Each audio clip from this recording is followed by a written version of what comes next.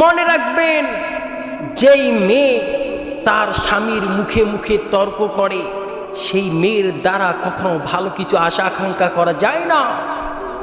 কারণ একটা মানুষ কতটা নিচু হলে একজন স্বামীর মুখে মুখে তর্ক করে, পরিবারে তখনই অশান্তি সৃষ্টি হয়ে যায় যখনই একটা স্ত্রী স্বামীর মুখে মুখে তর্ক করা শুরু করে।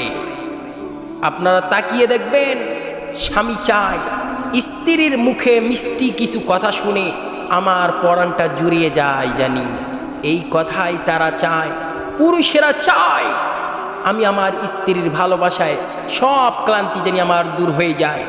কিন্তু আজ অসংখ্য নারীরা তারা স্বামীর মুখে মুখে শুধু তর্ক করেই যায়। বোনদেরকে বলি, বোন, কখনো স্বামীর মুখে মুখে তর্ক করবেন না। যেদিন থেকে তর্ক বন্ধ করবেন, সেদিন থেকে আল্লাহর রহমত ফায়দা হতেই থাকবে, সৃষ্টি হতেই থাকবে, আল্লাহর রহমত বর্ষিত হতেই থাকবে। ঠিক কিনা?